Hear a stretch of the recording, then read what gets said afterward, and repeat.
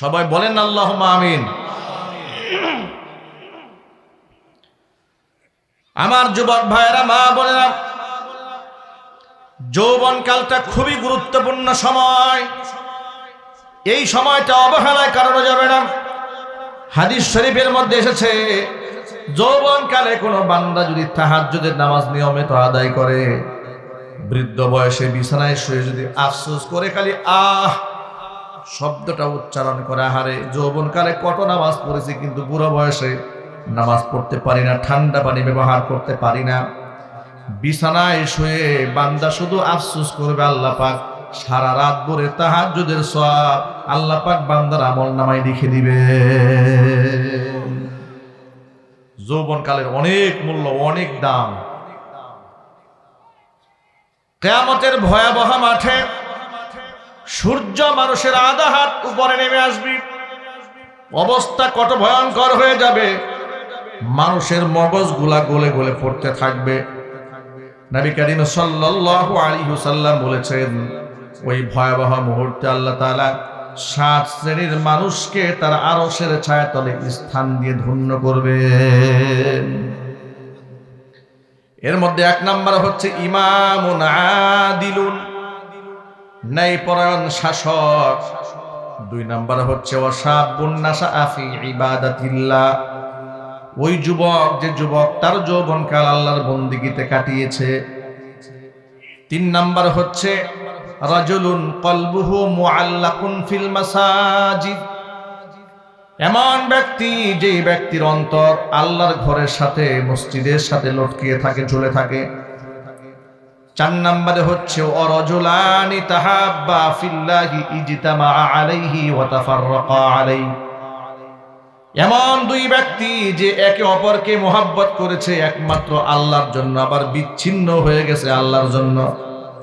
এই জন্য আমাদের ভালোবাসা হবে একমাত্র কার জন্য? আরো জোরে বলেন। কাউকে মহব্বত করবেন তো আল্লাহর জন্য করবেন, কাউকে যদি ঘৃণা করতে হয় সেটাও আল্লাহর জন্যই করবেন। বাংলাদেশের অনেক রাজনীতিবিদ, অনেক বুদ্ধিজীবীদেরকে আমরা চরমভাবে ঘৃণা করি। এর কারণটা কি? আল্লাহর কসম, আল্লাহর কসম, আল্লাহর কসম, এখানে আমাদের কোনো রাজনৈতিক স্বার্থ সিদ্ধি নাই। অনেক সময় আমরা নাস্তিকদের বিরুদ্ধে গর্জন তুলি, অনেকে বলে হুজুররা স্টেজে উঠে রাজনীতি করে। আল্লাহর কসম, আল্লাহর কসম, দুনিয়াবি রাজনৈতিক ফায়দা হাসিল করার উদ্দেশ্য আমাদের থাকে না। কোন ব্যক্তির উপর যদি আমাদের ক্রোধ তৈরি হয়, সেই ক্রোধটা একমাত্র আল্লাহর জন্যই তৈরি হয়। যখন আমরা দেখতে পাই মানুষ টেলিভিশনের মতো টকশোতে বসে, গুরুত্বপূর্ণ জায়গায় বসে কোরআন সম্পর্কে সরাসরি যখন কেউ বলে ফেলে, কোরআন কোনোদিন বাংলাদেশের সংবিধান হতে পারে না, এই কথা শোনার পরে মাথা ঠিক থাকে। শুধু এটাই বলে নাই, বলেছে আমাদের আজকে ইংলিশ মিডিয়ামের বাচ্চাদেরকে আরবি শেখানো হচ্ছে, আমরা অবশ্যই স্কুলগুলাকে মাদ্রাসা হতে দেব না। কলিজায় আঘাত লাগে কিনা জোরে বলেন। ঢাকা বিশ্ববিদ্যালয়ের দাড়ি এবং টুপিওয়ালা, পাঞ্জাবিওয়ালা ছাত্রদেরকে দেখার পর বিশ্ববিদ্যালয়ের অধ্যক্ষ যখন বলে যে আমরা চোখের সামনে বিশ্ববিদ্যালয়টাকে একটা মাদ্রাসা হতে দেব না, দেখতে পারি না, মনের মধ্যে আঘাত লাগে কিনা জোরে বলেন। বিশ্ববিদ্যালয়ে আমার বোনেরা হাত মোজা, পা মোজা পরে ঢাকা ইউনিভার্সিটিতে পড়াশোনা করে, ওই বোনদের জন্য আমাদের দোয়া আছে না নাই? শ্রদ্ধা আছে না নাই? গত 2 বছর আগে হিজাব পরা, বুরকা পরা একটি মেয়ে ঢাকা ইউনিভার্সিটিতে ভর্তি পরীক্ষার মধ্যে ফার্স্ট ক্লাস ফার্স্ট হয়েছে। সবচেয়ে বেশি নাম্বার পেয়েছে একটা পর্দানিশীর মেয়ে। জোরে কোন আল্লাহু আকবার। আফসোস এবং পরিতাপের সাথে আমরা লক্ষ্য করেছি, হিজাব পরা এবং নিকাব পরা মেয়েটি ঢাকা ইউনিভার্সিটিতে, এমনকি মেডিকেল ভর্তি পরীক্ষাতেও পর্দানিশীল মেয়েরা 1 নাম্বার হয়েছে। মাদ্রাসা পড়ুয়া ছাত্ররা ঢাকা ইউনিভার্সিটিতে ভর্তি পরীক্ষায় ফার্স্ট ক্লাস ফার্স্ট হওয়ার পরে বাংলাদেশের প্রথম সারির মিডিয়াতে তাদেরকে নিয়ে কোনো প্রশংসা করা হয় নাই। প্রশংসা তো করা হয়নি, উল্টা কি হয়েছে দেখেন, যারা নারীদের কথা বলে যে আমরা নারীদের ক্ষমতায়ন চাই, নারীদের অগ্রগতি চাই, নারীদের উন্নতি চাই, ঢাকা বিশ্ববিদ্যালয়ে ভর্তি পরীক্ষায় যে মেয়েটি 1 নম্বরে হয়ে গেল, তার পক্ষে বক্তব্য দেওয়ার দরকার তাদের ছিল, কিন্তু দিল না। পক্ষান্তরে কিছু মেয়েরা হাফ প্যান্ট পরে বিদেশে গিয়া ফুটবল খেলে একটা ট্রফি নিয়ে আসছে, আনন্দে পাগল পাড়া হয়ে গেছে। আহারে, মেয়েরা অনেক উপরে চলে গেছে। হাফ প্যান্ট পরে মেয়ে খেলেছে, অনেক উপরে চলে গেছে, প্রশংসায় পঞ্চমুখ হয়ে গেছে। কিন্তু হিজাব এবং নিকাব পরে ইউনিভার্সিটিতে ফার্স্ট ক্লাস ফার্স্ট হয়েছে, তার কোনো প্রশংসা নাই। এর দ্বারা বোঝা গেল আসলে মেয়েদের প্রশংসা করা ওদের উদ্দেশ্য নয়, ওদের উদ্দেশ্য হচ্ছে ইসলামিক সংস্কৃতির বিরুদ্ধে অবস্থান গ্রহণ করা। কথা বলতে হবে, ঠিক কিনা বলেন? হাত মোজা, পা মোজা।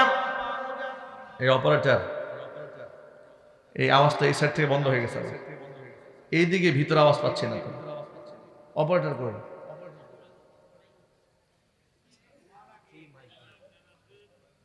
আমি বলছি না, আমার এই পাশ থেকে আওয়াজ দিতে হবে, ডান পাশ থেকে আওয়াজ নাই তো।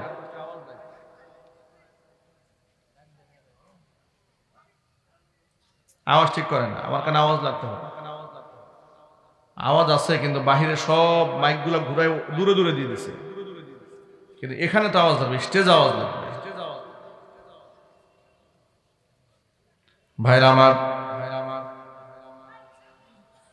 ঢাকা ইউনিভার্সিটিতে মেয়েরা পর্দা করে যাওয়ার কারণে ঢাকা বিশ্ববিদ্যালয়ের শিক্ষক বলে ফেললেন যে মেয়েরা পর্দা করে বিশ্ববিদ্যালয়ে আসে, তাদের বিশ্ববিদ্যালয়ে না এসে ঘরের মধ্যে থাকা উচিত। জোরে কন্যা নাউজুবিল্লাহ। আচ্ছা, আপনাদের কাছে আমি জানতে চাই, তাহলে আমার মেয়েরা পর্দা করে পড়াশোনা করবে না? আওয়াজ নাই কেন আপনাদের? যদি বলেন পর্দা করে আমার মেয়েরা পড়াশোনা করবে না, পর্দা করা কার হুকুম? আরো যদি বলুন কার হুকুম? ওদের সহ্য হয় না। লক্ষ্য করে দেখেন, বিশ্ববিদ্যালয়ে মেয়েরা জিন্সের প্যান্ট পরে ঘুরে বেড়ায়, কেউ কোনো কথা বলে না। প্রকাশ্যে মেয়েরা ধূমপান করছে ইউনিভার্সিটি চত্বরে, তাতেও কোনো অসুবিধা হয় না। গাঁজা সেবন করছে, তাতেও সমস্যা হয় না। বয়ফ্রেন্ড এবং গার্লফ্রেন্ড কালচারকে লালন করে অশ্লীলতা প্রমোট করছে, পশ্চিমাদের দাসত্ব করছে, এটা নিয়েও কেউ কোনো কথা বলে না। কিন্তু বুরকা কোনো একজনে পড়েছে, এটা দেখে ওদের মাথা নষ্ট হয়ে গেছে। কারণ এই দেশের ইউনিভার্সিটিগুলোতে বিগত 16টা বছর ধরে রাম এবং বামেরাই রাজত্ব করেছে। ওরা সহ্য করতে না পেরে কি বলেছে জানেন? মন্তব্য করেছে কি? মন্তব্য করে বলেছে যে মেয়েরা বোরকা পরে ইউনিভার্সিটিতে আসে, তাদের ইউনিভার্সিটিতে না এসে ঘরে বসে থাকা উচিত। আমি তখন প্রতিবাদ করে বলেছিলাম যে শিক্ষক নামক কুলাঙ্গার বলেছে যে বোরকা পরে ইউনিভার্সিটিতে আসলে তার ঘরে থাকা উচিত। আমি মনে করি ওই শিক্ষক মুসলিমদের দেশের শিক্ষকতা করার যোগ্যতা রাখে না, তাকে পতিতালয়ের দারোয়ানি করা মানায়। পতিতালয়ের দালালগুলো, দারোয়ানগুলো ইউনিভার্সিটির শিক্ষক হয়ে বসে আছে, যার দরুন সেখানে লেখাপড়া করে অধিকাংশ যুবক চরিত্র হারিয়েছে, আখলাক হারিয়েছে। ওই সমস্ত কুলাঙ্গার শিক্ষকদের কারণে মহিউদ্দিনের মতো নাস্তিকের জন্ম হয়েছে ঢাকা ইউনিভার্সিটিতে। কথা বলতে হবে, ঠিক কিনা বলেন? এই সমস্ত কুলাঙ্গারদের কারণেই ইমরান এই সরকারদের মতো কুলাঙ্গার জন্ম নিয়েছে বাংলাদেশে। এদের কারণে আসাদ নূরের মতো নষ্ট এবং ভ্রষ্ট মানুষের জন্মগ্রহণ করেছে বিশ্ববিদ্যালয়ে, এদের মতো শিক্ষকের কারণে। এই যে এদের প্রতি আমাদের কলিজা ভরা ঘৃণা আছে না নেই? সবাই বলেন না, মোহাব্বত থাকবে? আপনাদেরকে বলি, হাসানুল হক ইনু, রাশেদ খান মেনন, এই রাশেদ খান মেনন জাতীয় সংসদে দাঁড়িয়ে বলেছে যে কওমি মাদ্রাসাগুলা হচ্ছে এক একটা বিস্ফোরা। রাশেদ খান মেনন বলেছে ব্যাঙের ছাতার মতো এগুলা গড়ে উঠেছে। মাদ্রাসার প্রতি যে লোকের দৃষ্টিভঙ্গি এমন থাকে, তার প্রতি যে আমার ঘৃণা সৃষ্টি হয়, আল্লাহর কসম, এটা আমার নিজস্ব রাগ গুসা মেটাবার জন্য নয়, এই গুসা তৈরি হয়েছে একমাত্র আল্লাহর জন্য। ঠিক কিনা জোরে বলেন? ওদের সাথে তো আমাদের জায়গা জমি নিয়ে কোনো দ্বন্দ্ব নাই, মালামাল নিয়ে দ্বন্দ্ব আছে, ক্ষমতার রদবদল নিয়ে মারামারি আছে না? নাই। ওদের সাথে দ্বন্দ্ব আদর্শিক দ্বন্দ্ব, ওদের সাথে দ্বন্দ্ব কোরআন এবং সুন্নাহর আদর্শিক দ্বন্দ্বের কারণে এটা হয়েছে। যেই দ্বন্দ্বের কারণে মুহাম্মদ সাল্লাল্লাহু আলাইহি ওয়াসাল্লামকে এলাকা ছাড়তে হয়েছিল, যে দ্বন্দ্বের কারণে নবী মূসা কালিমুল্লাহকে নীল নদ পার হয়ে ওপারে চলে যেতে হয়েছিল, যে দ্বন্দ্বের কারণে নবী মূসা কালিমুল্লাহর সাথে কিপ্তি বাহিনীর লড়াই হয়েছিল, যে দ্বন্দ্বের কারণে মুহাম্মদ সাল্লাল্লাহু আলাইহি ওয়াসাল্লাম এবং তার সাহাবীদের সাথে মক্কাতুল মুকাররমার কুফফারে কুরাইশদের সাথে লড়াই হয়েছিল, সেটা জায়গা জমির দ্বন্দ্ব নয়, সেটা হচ্ছে দ্বীনি আদর্শিক দ্বন্দ্ব।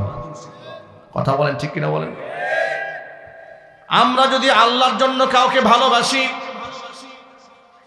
আবার আল্লাহর জন্য কাউকে ঘৃণা করি, তাহলে কিয়ামতের দিন আল্লাহ তাআলা আরশের ছায়াতলে স্থান করে দিবেন। এক ব্যক্তি নবী করিম সাল্লাল্লাহু আলাইহি ওয়াসাল্লাম তার হাতে এসে ইসলাম ধর্ম গ্রহণ করলেন। মুশরিক, প্রচন্ড রাসূল বিদ্বেষী সে ছিল। 3 দিন পর্যন্ত মসজিদে নববীর সামনে তাকে বেঁধে রাখা হয়েছিল। 3য় দিনের মাথায় তাকে নবীজি সাল্লাল্লাহু আলাইহি ওয়াসাল্লাম হাতের বাঁধন খুলে দিয়ে তাকে আজাদ করে দিয়েছিলেন, মুক্ত করে দিয়েছিলেন। আজাদ এবং মুক্ত করে দেওয়ার পরে সেই ব্যক্তি মুহাম্মদ সাল্লাল্লাহু আলাইহি ওয়াসাল্লামের হাতে হাত রেখে কালেমা পড়ে মুসলমান হয়ে গিয়েছিলেন। ওমরে ফারুক রাদিয়াল্লাহু তাআলা আনহু এই ব্যক্তিকে ডেকে বলেছিল, আনতা আহাব্বু ইলাইয়া মিন আবনাই, তুমি এখন আমার এই মুহূর্তে ইসলাম গ্রহণ করার পরে তুমি আমার কাছে আমার সন্তানের চাইতেও বেশি প্রিয় পাত্রে পরিণত হয়েছে। অথচ ইসলাম গ্রহণ করার আগ পর্যন্ত রাস্তার যে একটা কুকুরের যে মূল্যায়ন আমার কাছে ছিল, তুমি রাসূল বিদ্বেষী হওয়ার কারণে এতটুকু মূল্যায়ন তোমার প্রতি আমার ছিল না। যখন থেকে তুমি ইসলাম কবুল করেছো, তখন থেকে তোমার প্রতি আমার এত মহব্বত, আহাব্বু ইলাইয়া মিন আবনাই, আমার সন্তানের চাইতেও তুমি আমার কাছে প্রিয় পাত্রে পরিণত হয়েছো। যদি বলেন সুবহানাল্লাহ। এটাকে বলা হয় আল হুব্বু ফিল্লাহ ওয়াল বুগযু ফিল্লাহ। মহব্বত হবে আল্লাহর জন্য, আবার ঘৃণাও সৃষ্টি হবে কার জন্য? আল্লাহ পাকের জন্য। নবীজি সাল্লাল্লাহু আলাইহি ওয়াসাল্লাম এর জন্য বলেন, রাজুলানি, এমন 2 ব্যক্তি, তাহাব্বা ফিল্লাহি, যারা একে অপরকে ভালোবাসে আল্লাহর জন্য, ওয়া তাফাররাকা আলাইহি, আবার যদি কোনো কারণে বিচ্ছিন্ন হয়ে যায় সেটা আল্লাহর জন্যই বিচ্ছিন্ন হয়ে যায়, এমন 2 ব্যক্তিকে আল্লাহ তাআলা আরশের ছায়াতলে স্থান করে দিবেন। 4 নাম্বার হচ্ছে রাজুলুন, এমন ব্যক্তি যেই ব্যক্তি তাসাদ্দাকা বিয়ামিনিহি হাত্তা লা তা'লামা শিমালুহু মা তুনফিকু ইয়ামিনু, ডান হাতে যা খরচ করে বাম হাত টের পায় না, এমন দানশীল ব্যক্তিকে আল্লাহ তাআলা আরশের ছায়াতলে স্থান করে দিবেন। ডান হাতে যা খরচ করে বাম হাত টের পায় না, এই কথার অর্থ কি? এই কথার অর্থ হচ্ছে ব্যক্তি বিনা হিসেবে আল্লাহর রাস্তায় দান করে। জোরে বলেন সুবহানাল্লাহ। উসমান গনি রাদিয়াল্লাহু তাআলা আনহুর নাম শুনেছেন? কারা কারা শুনছেন হাত দেখি তো। হযরত উসমান গনি জিন্নুরাইন। উসমান গনি নবী সাল্লাল্লাহু আলাইহি ওয়াসাল্লাম কি ছিলেন? হ্যাঁ, কয় মেয়ের জামাই? মাশাআল্লাহ, আলহামদুলিল্লাহ, মাশাআল্লাহ। 2 মেয়ের জামাতা। 1 মেয়ের ইন্তেকালের পরে তিনি আরেক মেয়ে বিবাহ দিয়েছিলেন, সে মেয়েও ইন্তেকাল করলো। রাসূল বললেন, আমার যদি আরেকটা কন্যা সন্তান থাকতো আমি সেটাকেও উসমানের কাছে বিবাহ দিতাম। এটা উসমানের সম্পদের কারণে নাকি? না। হযরত উসমান রাদিয়াল্লাহু তাআলা আনহু শুধুমাত্র সম্পদের ধনী ছিলেন না, মন ছিল তার বিরাট ধনী। কত ধনী ছিল তার মন, ছোট্ট একটা ঘটনা বললে সহজে বুঝতে পারবেন। নবীজির কাছে একজন ব্যক্তি আসলেন, একজন পথিক, একজন মুসাফির। এসে বলেন, ইয়া রাসূলুল্লাহ, আমি অনেক দূর দেশের মানুষ, সফর করে যাচ্ছিলাম, প্রতিমধ্যে আমার বাহনটা মারা গেছে। আমি যে গাধার উপর সওয়ার করে আসতেছিলাম, যদি আপনি আমার জন্য একটা সাওয়ারির ব্যবস্থা করে দিতেন, একটা উট হোক, একটা গাধা হোক, একটা ঘোড়া হোক, যাই হোক না কেন, একটু যদি আপনি ব্যবস্থা করে দিতে পারতেন, আমি অনেক অনেক উপকৃত হতাম।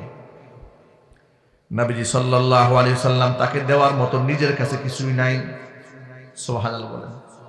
ইন্নাহু কানা আজওয়াদান নাস, মানুষের মধ্যে সবচেয়ে বড় দানশীল ছিলেন মুহাম্মদ রাসূলুল্লাহ সাল্লাল্লাহু আলাইহি সাল্লাম।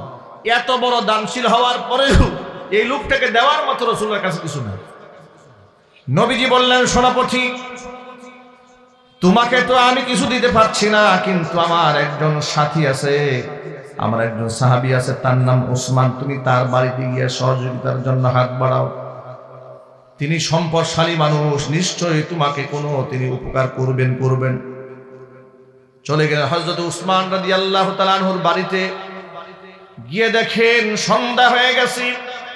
এমন সময় হযরত উসমান তার স্ত্রীকে এই কথা বলে শাসন করছেন, কূপের মধ্যে সলতা এত বড় হয়েছে কেন? আগুন তো বেশি খরচ হয়ে যাচ্ছে, তেল বেশি খরচ হয়ে যাচ্ছে, কি ব্যাপার? তাড়াতাড়ি কূপের মধ্যে সলতা কমায় নাও যাতে করে তেল কম খরচ হয়।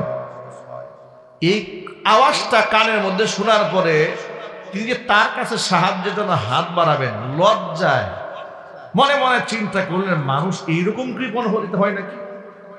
সামান্য একটু তেল বেশি খরচ হচ্ছে, আগুন একটু বেশি জ্বলছে, এতেই বউকে তিনি শাসন করছেন যে তাড়াতাড়ি সলতা কমায় দাও, তার তেল কম খরচ হয়। সুবহানাল্লাহ বলেন। এমন কৃপণ মানুষ আমাকে দেবে ঘুরা, এটা কি কোনো পাগলামি কথা নাকি? তিনি কোনো সাহায্য চাইলেন না। রাতের বেলায় ব্যাক করে চলে আসলেন, নবীজি সাল্লাল্লাহু আলাইহি সাল্লামের কাছে আবার গেলেন। গিয়া বলেন, ইয়া রাসূলুল্লাহ, আপনি একটু সহযোগিতা করেন। রাসূল বলেন, যাও নাই? বলে, গিয়েছিলাম তো। কেন চাও না? ইয়া রাসূলুল্লাহ, কেমনে চাবো? এত কৃপণ কি মানুষ হয় নাকি? কি হয়েছে বলো। আমি বাড়িতে গিয়ে দেখেছি স্ত্রীকে তিনি এই কথা বলে শাসন করছেন, তাড়াতাড়ি করে সলতা কমায় দাও, তেল বেশি খরচ হয়ে যাচ্ছে। এত কৃপণ মানুষের কাছে তো আর সাহায্য চাওয়া যায় না, নিজের একটা মান সম্মান আছে না, চায় না। রাসূল বললেন, তুমি আবার যাও, কালকে যাও। দিনের বেলায় তিনি চলে গেলেন, দেখেন তিনি মরুভূমিতে দাঁড়ায় আছেন। মরুভূমিতে আমাদের দেশে দেখবেন যে আপনার ওই বালিশের তুলাগুলা দিয়ে আমরা বালিশ বানাই না, কি তুলা? এটা শিমুল তুলা। পাহাড়ি অঞ্চলে আপনার মরু প্রান্তরে শিমুল গাছ হয়। এই তুলাগুলা উড়ে যাচ্ছে, তুলাগুলা বাতাসে উড়ে যাচ্ছে। তিনি খাদেমকে ধমকাচ্ছেন, বাতাসে কেন তুলা উড়ে নষ্ট হচ্ছে? এই ধরনের তিনি খাদেমকে শাসন করছেন। এই দৃশ্য দেখে তিনি আর সামনে বাড়লেন না, যে মানুষ এত কৃপণ হয় নাকি? গাছের তুলা উড়ে যাচ্ছে, এটা উনার খাদেমের করার কি আছে? খাদেম কেন এটা সংরক্ষণ করতে পারলো না? খাদেমকে শাসন করছে। এই দৃশ্য দেখে তিনি আর সামনে যান না। আবার রাসূলুল্লাহর কাছে এগিয়ে এলেন, এসে বললেন, ইয়া রাসূলুল্লাহ, ইয়া হাবিবাল্লাহ, আমাকে একটু সহযোগিতা করুন। নবীজি বলেন, কেন যাও নাই? বলে, গিয়েছিলাম তো, কিন্তু চাই নাই। কেন চাও নাই? ঘটনা খুলে বললেন। এত কৃপণ মানুষের কাছে কি চাওয়া যায় নাকি? গাছের তুলা উড়ে যাচ্ছে বাতাসে, খাদেমকে শাসন করছে। এইরকম কৃপণ মানুষের কাছে চাই নাই, ব্যক্তিত্বে লেগেছে। রাসূল বললেন, তুমি গিয়ে তাকে বলো। এবার তিনি তৃতীয়বার আসলেন। আসার পরে হযরত উসমানকে পেলেন, এসে বললেন, আমি একজন পথিক মুসাফির, বড় বিপদগ্রস্ত হয়েছি, আমাকে একটু সহযোগিতা করুন। তিনি বললেন, কি সহযোগিতা লাগবে? বলে, আমার একটা বাহন দরকার, উট দরকার। ওসমান রাদিয়াল্লাহু তাআলা আনহু বললেন, মরুভূমির মধ্যে অনেক ঘোড়া আছে, উট আছে, তোমার যেটা পছন্দ হয় সেটা নিয়ে তুমি তোমার বাড়ি চলে যাও। সুবহানাল্লাহ বলবেন না ভাই? আরো জোরে বলেন, আল্লাহু আকবার। এখন তিনি হতবাক হয়ে গেলেন, কি ব্যাপার? গত দুদিন যা দেখেছি তার সাথে তো এই আচরণের কোনো মিল নেই। মিল আছে নাকি? মিল নেই। তিনি বললেন, আল্লাহর বান্দা, যদি কিছু মনে না করেন, একটা প্রশ্ন করতে চাই। হযরত ওসমান বললেন, নিশ্চয়, আপনি করুন। সেই প্রশ্ন হলো, আপনার কাছে আমি এর আগেও 2 বার এসেছিলাম, কিন্তু চাইতে সাহস পাইনি। এই দৃশ্য দেখায় দেখেছি আপনাকে আমি বড় কৃপণ মনে করেছি, কিন্তু আপনার দুদিনের আচরণের সাথে আজকের আচরণের কোনো মিল আমি পেলাম না। আপনি একটু কারণটা বলবেন। হযরত উসমান বলেন, আল্লাহর বান্দা, শোনো, আমি আমার স্ত্রীকে শাসন করেছি তেল যেন বেশি খরচ না হয়ে যায়, কারণ এটা আমার দুনিয়াবি কাজে ব্যয় হচ্ছে, যার হিসাব আমার রবের কাছে দিয়ে দিতে হবে। আমি আমার রবের কাছে হিসাবটাকে হালকা বানায় রাখার জন্য কম খরচ করেছি। আমি যে তুলা নিয়ে ধমকাধমকি করেছি, এটা আল্লাহর দেওয়া নিয়ামত, এটা আল্লাহ আমাকে দিয়েছেন। অবশ্যই যদি হয় জবাব দিতে হবে। পক্ষান্তরে তোমাকে যা দিচ্ছি ওটা তো আমার দেখার দরকার নাই, কারণ এটা আল্লাহর সাথে বান্দার মুআমালা। তুমি যেটাই নিয়ে যাও না কেন, এর থেকে উত্তম কিছু আল্লাহ পাক পরকালে আমাকে দিয়ে দিবে। এখানে আমার কোনো হিসাব নাই, বরং এখানে আমার রবের কাছে পাওনা হবে আমার। চিল্লাই কোন সুবহানাল্লাহ। এটাকে বলা হয় হাত্তা লা তা'লামা শিমালু মা তুনফিকু ইয়ামিনু। ডান হাত যা খরচ করে বাম হাত টের পায় না। এভাবেই আমরা দরিদ্র অসহায়দের পাশে গিয়ে দাঁড়াবো। আমরা বলি ইনশাআল্লাহ। উত্তরাতে এক মসজিদ বিনির্মাণ হচ্ছে। আজ থেকে ৮-১০ বছর আগে মসজিদ কমিটির এক ভদ্রলোক জানালেন যে হুজুর, আমাদের মসজিদে এক লোক 50 টন রড দিয়েছে, তবে বলে দিয়েছে যে এই নামটা কারো কাছে বলা যাবে না। সুবহানাল্লাহ বলবেন না? আমাদের অঞ্চলেতে এমন লোক আছে, এক বস্তা সিমেন্ট যদি দেয়, মাইকে যদি নাম ঘোষণা না করা হয়, প্রয়োজনে সিমেন্টের বস্তা ফেরত নিয়ে আসবে। কথা বলেন, মাইকে বলতে হবে। আপনাদের পার্শ্ববর্তী এলাকা কালীগঞ্জ উপজেলাতে আজ থেকে সম্ভবত ৫-৭ বছর আগের একটি ঘটনা। আমি মাহফিলে গেলাম, বয়ান শেষ করলাম। বয়ান শেষ করার পরে ডান পাশে মুরব্বী ছিলেন, জিজ্ঞেস করলাম দোয়া হয়ে যাবে? বলে জি হুজুর, দোয়া হয়ে যাবে। দোয়া করে দিয়েছে। দোয়া করে দেওয়ার পরে কিছু লোক দৌড়ায় স্টেজে আসছে, মাহফিল কমিটির সদস্য। তারা এসে বলেন হুজুর, এ কি কাজ হয়ে গেল এটা? আপনি যে দোয়া করে ফেললেন, আমাদের তো আরো কিছু কাজ বাকি ছিল। আমি বললাম কি কাজ বাকি আছে? মাহফিল তো শেষ। বলে কেন আপনি মুনাজাতটা দিলেন? আমাদের তো বিরাট সমস্যা হয়ে যাবে এখন। কি সমস্যা ভাই বলেন? সমস্যা হলো আমাদের মাহফিলে যারা টাকা দিয়েছে দোকানদারেরা, এদের নাম যদি মাইকে না বলি, 100 টাকাও যে দিয়েছে কালকে টাকা ফেরত যাবে। দেখছেন দানের অবস্থা? এটা আমার জীবনের একটি তিক্ত অভিজ্ঞতা, যেটা আমি নিজে সরাসরি ফেস করেছি। আল্লাহ, এমন দান থেকে তুমি আমাদের হেফাজত করো।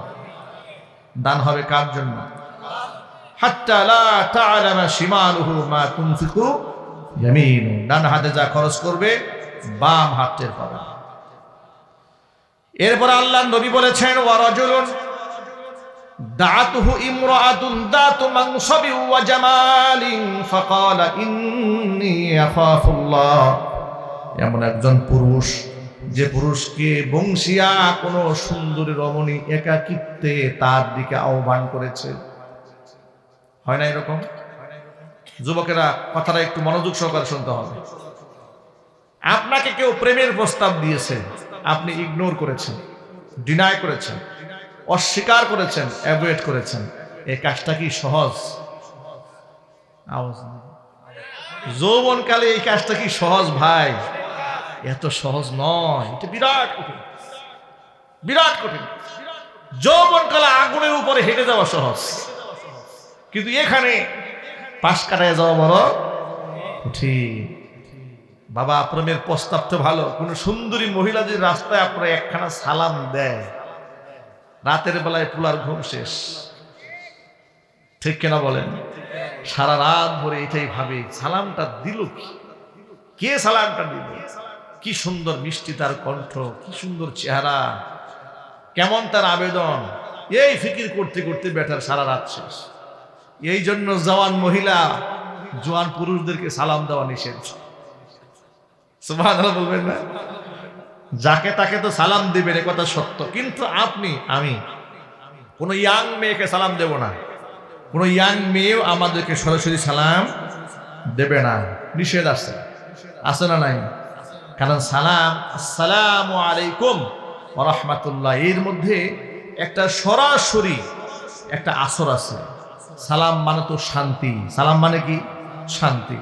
আপনি যার জন্য, সে হোক ছেলে, হোক মেয়ে, হোক বৃদ্ধ, হোক বৃদ্ধা, যাকে সালাম দিবেন তাৎক্ষণিক ওই ব্যক্তির প্রতি আপনার একটা মহব্বত তৈরি হয়ে যাবে। আপনি যদি একটা ইয়াং মেয়েকে সালাম দিয়ে বসেন, ওই মেয়ের রাতের ঘুম শেষ। সারা রাত ধরে ফিকির করবে, আরে ছেলেটা কত ভালো, কত সুন্দর একটা ছেলে, কত ভালো একটা ছেলে, কত বুজুর্গ একটা ছেলে, আমরা কি সুন্দর সালামটা দিয়েছি। এভাবে ওর ঘুম শেষ, আপনারা ঘুম শেষ।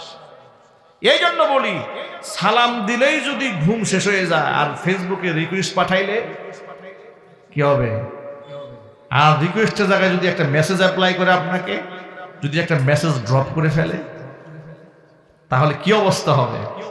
এই বেচার ঘুম শেষ, এই বেচার খাওয়া দাওয়া শেষ, এই বেচার লেখাপড়াও শেষ।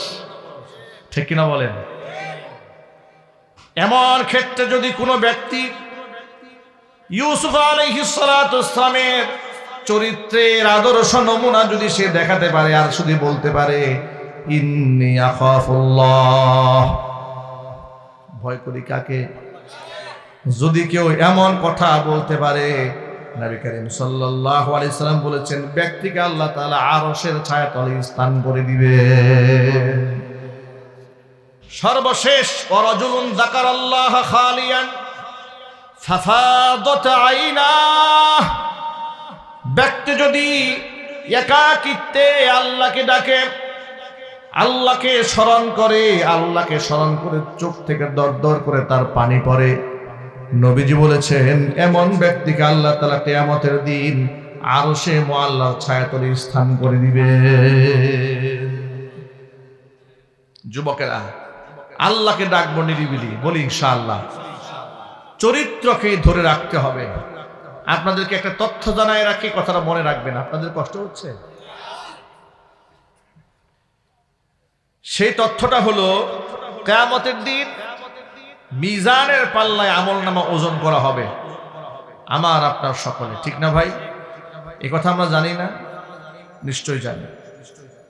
ফামান সাকুলাত মাওয়াজিনুহু ফাহুয়া ফি ঈশাতির রাদিয়াহ ওয়া আম্মা মান খাফফাত মাওয়াজিনুহু ফাউম্মুহু হাওিয়া ওয়া মা আদরাকা মা হিয়া নারুন হামিয়া। যার আমলনামার ওজন ভারী হবে, ফামান সাকুলাত মাওয়াজিনুহু ফাহুয়া ফি ঈশাতির রাদিয়াহ, সেই ব্যক্তি সন্তুষ্টিজনক স্থানে তার বাসস্থান হবে। এমন সন্তুষ্টিকর জায়গা হবে যেখানে এমন যৌবন গায়ের মধ্যে আসবে যে যৌবনে কোনোদিন ভাটা আসবে না, চামড়া কোনোদিন কুচকায়া যাবে না, মুখের মধ্যে দাঁড়িয়ে থাকবে না, শরীরের মধ্যে কোনো লোম থাকবে না। আল্লাহ তাআলা পুরুষদেরকে জেওয়ার পরাবেন জান্নাতের মধ্যে, জান্নাতের অলংকারগুলো আল্লাহ পাক পুরুষদেরকে সাজিয়ে গুছিয়ে সুশোভিত করে দিবে। এমন একটি জায়গার মধ্যে আল্লাহ তাআলা তাদেরকে স্থান করে দিবেন। সুবহানাল্লাহ।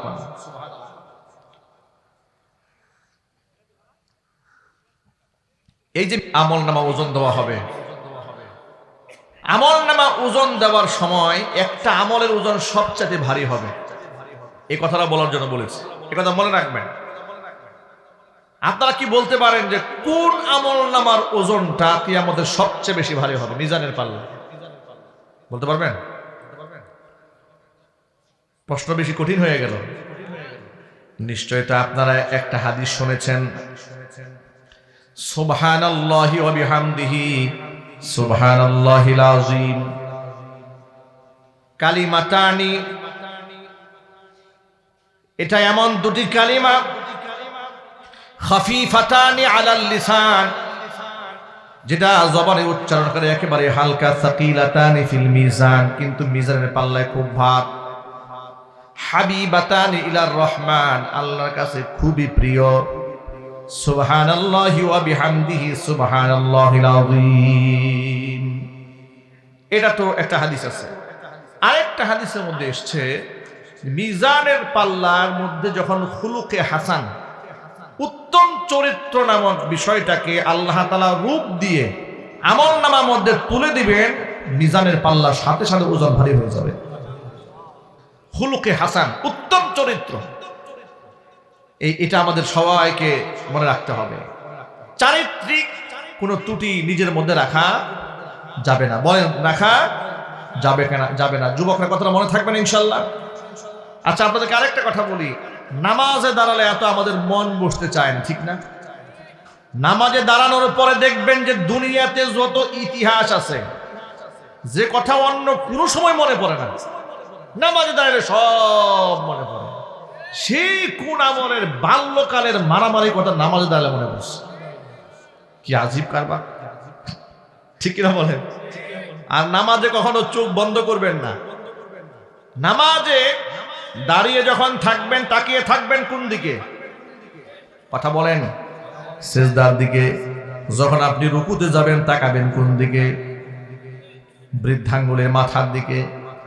যখন আপনি তাশাহুদে বসবেন নজর থাকবে কোন দিকে? আপনার কোলের দিকে নজর রাখবেন। কখনো চক্ষুকে আপনি বন্ধ করবেন না, এটা খেলাফে সুন্নাহ। কেন চক্ষু বন্ধ করবেন না? শোনেন, আপনি যখন সিজদার দিকে তাকিয়ে থাকেন তখন আপনার মন মানসিকতা এক জায়গার দিকে থাকে।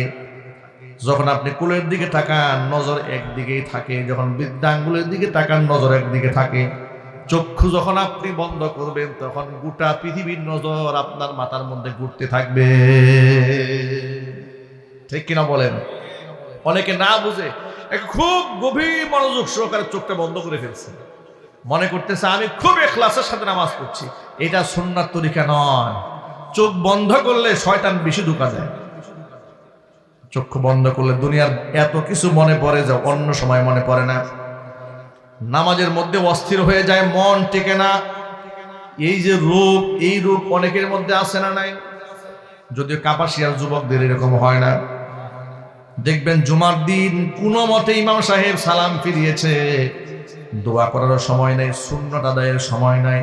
মসজিদ থেকে বের হওয়ার জন্য প্রতিযোগিতা কাকে বলে, কত প্রকার এবং কি কি অবস্থা দৃষ্টে মনে হয় মসজিদের মধ্যে মনে হয় আগুন লেগে গেছে। এত তাড়াহুড়া করে বের হয়ে যাচ্ছে।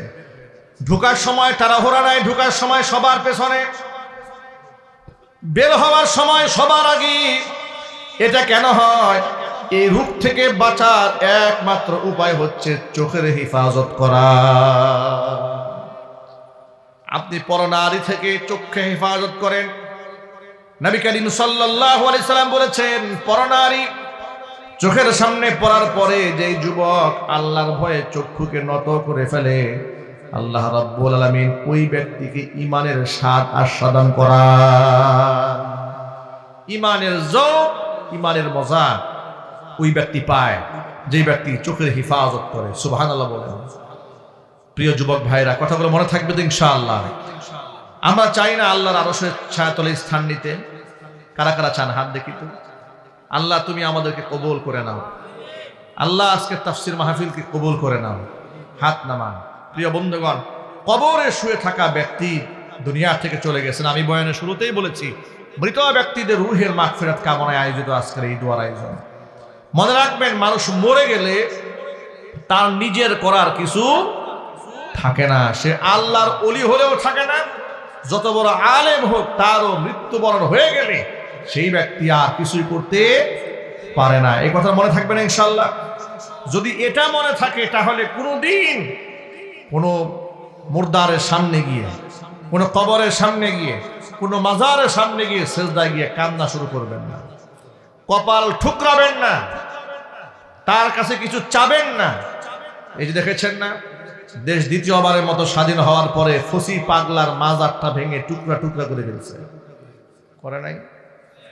লোকেরা মাজারগুলাকে ভেঙে দিয়েছে। এগুলা হচ্ছে শিরকের আখড়া। কিসের আখড়া? শিরকের আখড়া।